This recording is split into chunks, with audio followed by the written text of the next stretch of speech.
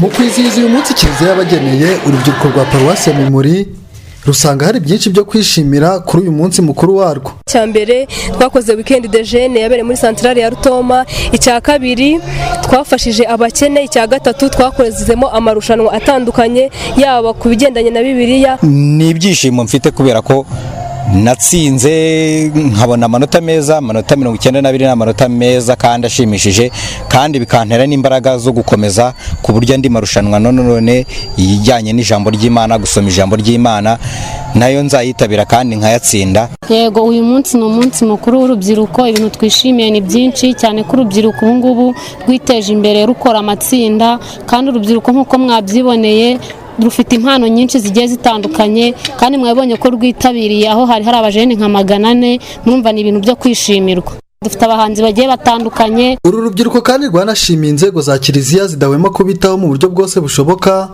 Banavuga kandi ko hagikeneye ubufatanye bwa buri wese kugira ngo bazabashe gusoza neza ibikorwa bibateganyirijwe. Bena mbere turashimira Kiliziya Gatolika dushyiraho umunsi wihariye w'urubyiruko, n'umunsi mukuru wo kwisuzuma nk'ikenurabushyo ry'urubyiruko. Inzego zacu rwose zidukuriye harimo abapadiri ba umuneye bacu b'urubyiruko ndetse no ku rwego rwa diocese, musenyeri ushinzwe ikenurabushyo ry'urubyiruko, turabashimira cyane. Intego dufite mu butumwa bwa Kiliziya nk'urubyiruko, icya mbere ni ukujya dushishikariza buri rubyiruko rwose kwitabira gahunda za Kiliziya. Ariko hano tugomba gushyira imbaraga cyane, nkuko mwabyumvise dufite forum izabera hano kuri Paruwasi mu kwezi kwa 5.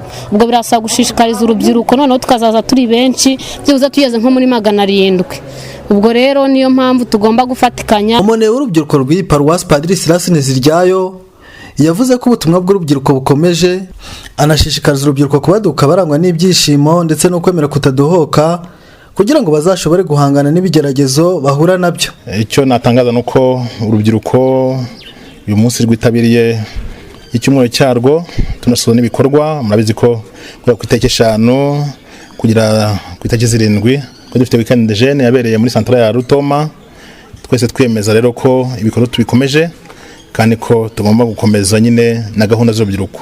Uyu munsi rero tukaba twashoje gahunda y'ibyo bikorwa mu kwezi kwa Mutarama 2024. Icyo nabwira urubyiruko igikubiye cyane cyane mu nsanganyamatsiko dufite ni mwishimira amizero mufite, nk'uko tubisanga mu ibarwa Paul Mutagatifu yandikiye Abanyaroma. Urubyiruko rugomba kubaduka rukarangwa n'ibyishimo, rukarangwa n'amizero, rukagira urukundo, rukagira kwemera kutadohoka, kugira ngo rubashe guhangana n'ibitotezo n'ibigeragezo rushobora guhura nabyo.